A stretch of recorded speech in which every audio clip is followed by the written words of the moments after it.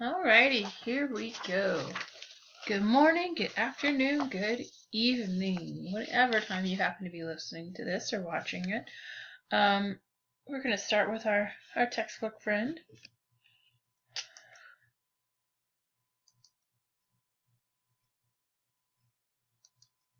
Maybe. There we go. 18th century, both in Europe and in the United States, what was called an industrial revolution occurred.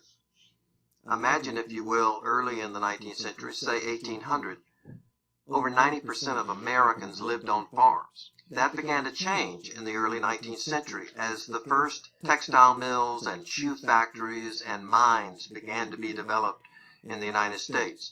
Initially in New England and then spreading from north, eventually all the way across the nation, this industrial revolution not only transformed the economy and generated great prosperity and made America more independent from Europe, but it also changed the daily experience of people working. For example, the young women who were hired by the textile mills of New England in the early 19th century had a very different cultural network than was the case with people living on farms and living according to nature's clock.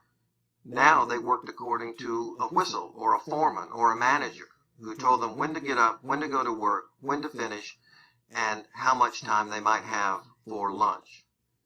The transformation of the American economy brought great profits and great prosperity, but it also was a jarring change in the daily experience of American workers. Okay, that was creepy camera work. In and out, in and out. Okay. So, if you remember Jefferson's embargo from 1807, so during that time, the War of 1812, Americans are forced to look to themselves for the finished good and manufactured items that they need. Because of the embargo, their ships can't leave port, which means they can't go to Great Britain to get manufactured goods they had gotten used to. As the 19th century begins, more and more farm families begin engaging in commercial rather than subsistence agriculture. They're producing surplus crops and livestock to sell to distant markets. All right, the spark of the Industrial Revolution was struck. So if you recall, it started in England in the 1700s and it starts in America in the 1800s. And it's out of necessity. Thus, paved and well-maintained roads become seen as a necessary commodity for the government to provide. This is also going to start creating the question of eminent domain. I don't know if your book talks about that or not, but just on a side note, eminent domain, basically that means if your land is needed for the greater good, then your land can be purchased by the government without you having a say in the matter. That is something that's still in effect today. So if it's going to provide for the greater good, meaning it's going to have better transportation or something like that, they have to give you fair market value, but they can purchase your land. Water transportation is also very important. You have the advent of steam technology that's going to be applied to boats, and it's going to increase the demand for safe and deep waterways to move goods and people to their destinations. This is where the Louisiana Purchase area comes in important. All that land along the Mississippi River starts to become a lot more valuable because this is how people are getting goods to market through the middle of the country. Alrighty. So these are our steamboats at the levee at St. Paul, Minnesota in 1859. Okay. This will show you your river towns, which are going to be very important for passage. All those red are going to be roads. The little green are your canals, and then of course the blue is your rivers that can be traveled around. So places like St. Louis, Chicago even, those start to become very important port type cities for rivers. Okay, the Erie Canal. Shoot, I don't know what year it's born. This is a painting of it though. Junction of Northern and Western Canals in 1825. It is an aqueduct by a guy named John Hill. Excuse me, you'd think it was midnight and it's like 7. Anyway. Alright. So as far as railroads are concerned, railroads take a little bit longer to get in than boats and whatnot. But this is the last of the three major types of transportation. The railroads are going to start in port towns because they're going to ignite a building epidemic throughout the nation. Being less expensive to build and maintain than canals, they would quickly surpass them as the primary method of shipping. They would also spur internal settlements where they would stop to be refueled. Using the latest in technology, the clipper ships are going to transform shipping between the continents. Doubling the speed of their predecessors, these new ships were able to ship goods between ports so quickly that perishable items like tea could be imported before spoiling. How is tea perishable? Sorry, that's confusing to me. Anyway, such increases in the infrastructure of the United States require substantial amounts of money, a need that is going to be filled by private investors, state governments, and later by the federal government. Primarily, this is done through the purchase of stock in various companies. That's how they raise money, is through the purchase or the sale of stocks. Okay, this is your railroad networks. So these are the railroads in 1860. And that starts to increase, and you start getting, see, they kind of stop in Missouri right now. But you're eventually, as the 1860s go on, you're going to get a transcontinental railroad that's going to be funded by the government, which we'll get there. All right. This is an 1833 oil painting, which is going to capture Messenger Smith and Company's shipyard in Manhattan, where shipbuilders are shaping timber to construct a clipper ship. So remember, very fast ship. All right, some more new inventions, telegraphs. So much the same way that Americans were able to look inward to meet the needs of their newly burgeoning markets in the way of transportation, they're also able to do so for communications. The most important advanced communication was the National Electromagnetic Telegraph System, invented by American Samuel F.B. Morse, where we get Morse code. Through the mid-1800s, the life of Americans are going to be transformed through the invention of the telegraph, the sewing machine, and the vulcanization of rubber. So a lot of these are going to be new American technologies. So they may not have thought very highly of us before, but now we got all the goods. All right. Cotton was not always king. I think we've talked more about sugar and tobacco and things like that, but cotton doesn't really take off until the invention of the cotton gin by Eli Whitney. I don't know if you're familiar with how cotton is picked, but basically it has to be picked. It has to be removed from the thorny seed from the cotton boll or the cotton plant, and this is very labor intensive. So the cotton gin allows people or workers to remove the seed at a rate that made them 50 times more efficient. So this is going to create a cotton boom in the old Southwest. So between 1790 and 1860, some 835,000 slaves were sold south. So, and remember the slave trade ended in 1808, so these are all American born for the most part. Let's see, overproduction of farmland in the east begins to drain the soil of the nutrients necessary to grow crops. This is coupled with cheap land in the west, and the economic panic of 1819 is going to cause farmers to start moving west to start over. So this is Eli Whitney's drawing, which is going to accompany his 1794 federal patent application. It's going to show the side and the top of the machine as well as the saw teeth that separated the seeds from the fiber. Yeah, I don't know. Looks like Greek to me. Alright. You can see our population density. The places that have over... Oh, come on. Where's my drawing tool? Here it is. Let's see. Over 90,000 are going to be up here in the New England area. You get some kind of denseness here on coastal areas and different plantation areas. And you can see it's starting to move west. Sorry. West. Alright. So this was 1820. 1860. 1820, you don't even see anything over in the California area and all that. 1860, this is greatly increased, that heavy population density.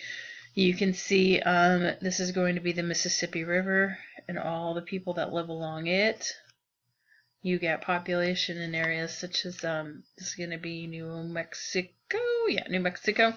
California, there's a little heavy population density there.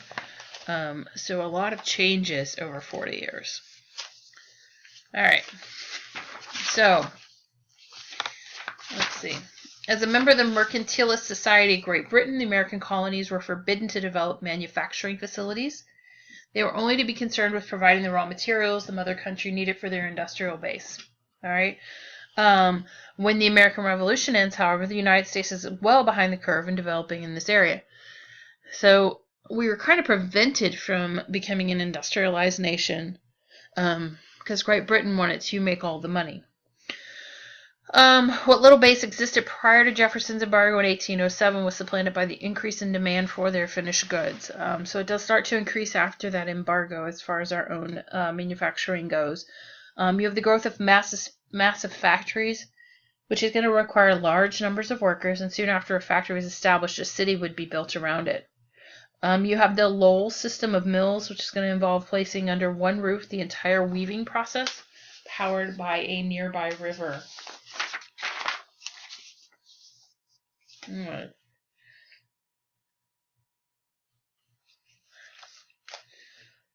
So you can see your heavy industrial areas are going to be around water. So either on a river or on the ocean, because they have to be able to transport their goods. Excuse me, I'm sorry. All right. Massachusetts mill workers in the mid-19th century photographed holding shuttles, and shuttle is the tool that they're using. Although millwork initially provided women with an opportunity for independence and education, conditions soon deteriorated as profits took precedence.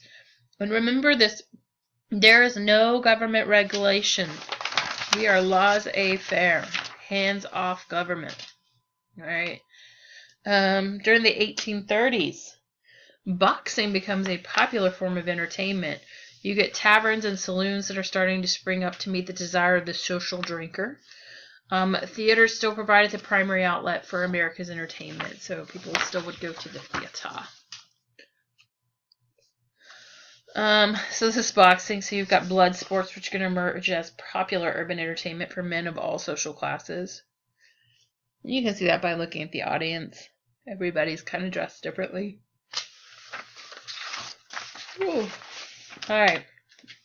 This is sheet music, and it was printed in 1837. It's going to show 8 vignettes caricaturing African Americans. Minstrel shows enjoyed nationwide popularity while reinforcing racial stereotypes. So the people in these shows were not African American people. They were white people dressed up as black people. All right, as far as immigration goes, this is a big time for immigration. So there's a lot of European turmoil during the first part of the 19th century, which is going to contribute to a major influx of immigrants to the United States. So we're a newly independent country. We have everything's kind of fresh and new here. So we get a lot of immigration because things are not going so great in Europe for a lot of people. In 1845, you have an epidemic of potato rot in Ireland, which is going to result in the death of 1 million Irish people and the departure of many more. So this is the potato blight, or potato famine. By 1850, 43% of the foreign-born population of America were Irish. People weren't very kind to the Irish. They would settle in the cities and they would provide cheap and non-skilled laborers. Your German immigrants were usually more educated than their Irish counterparts. They tended to move to the interior of the United States and establish themselves in communities with other Germans. Let's see, during the same time period, you have British citizens who are going to continue to immigrate to the United States. By 1869, Scandinavians number in the excess of 70,000. And the Chinese who immigrated primarily to California would number 35,000 by 1860. And there's a reason for this. We'll get to that at some point, I'm sure. Many of the new immigrants to the United States in the first half of the 19th century were Catholic. They would arouse in Protestant America fear that their nation was at risk to being converted to Catholicism. So think about an Irish Catholic person. First off, they're not so happy with the Irish, and then they're Catholic on top of that. They're not treated well. As unfounded as this would prove, it would create a surge in nativism. And the nativism is going to be the idea that person born in the United States is better than someone who is immigrating in. Even though many of these people were first-generation Americans, second-generation Americans, were of immigrant descendant. Well, all of them are of immigrant descent. Some of them have been here longer than others, but all right. Let's see. So this cartoon is going to show the Catholic Church supposedly attempting to control American religious and political life through the Irish immigrant. So they know nothing. Oh, sorry, I didn't say anything about the know-nothings, but I think the name says it all. We'll talk more about it in class. Alright. Alright, in order to help the cause of working people, you have labor organizations that are created during this time period in the form of trade unions. Alright, one thing you should always remember about labor unions, trade unions, labor organizations, they are all put into place for the same reasons then as they are today. People want better working conditions, better hours, and better pay. Those are the three main things: better hours, better working conditions, better pay. Let's see. A few third political parties are going to be developed that aim to represent the working class, but they find little electoral support. After they disappear, groups of workers would organize under the auspice of the Democrats and would work within that system to get their demands met. So, all right, what else? These are Philadelphia bootmakers and shoemakers. They went on strike in 1806. A court found them guilty of a conspiracy to raise their wages. Can you imagine that today? Anyway, here shoemakers work at a Massachusetts shoe factory. This is a pocket watch with the International Typographical Union insignia, 1852. Alright, so you do get some increase in a variety of different professions. So teaching becomes the fastest growing of the new professions during this time. Often is used as a stepping stone for young men who wish to study law. A big part of the reason for this is that you have smaller families. You've got people who are becoming more educated in the 1820s. The government is contributing more money to education and having public schools built. So it's not just the wealthy that are becoming educated. People of lower classes and less money are able to become educated as well. And after the 1820s or so, teaching actually becomes a female profession, whereas it had always historically been a male profession. Young attorneys and doctors had very little formal training, and in many instances they were not regulated. So the Industrial Revolution is going to spur the development of a new profession, that of the engineer.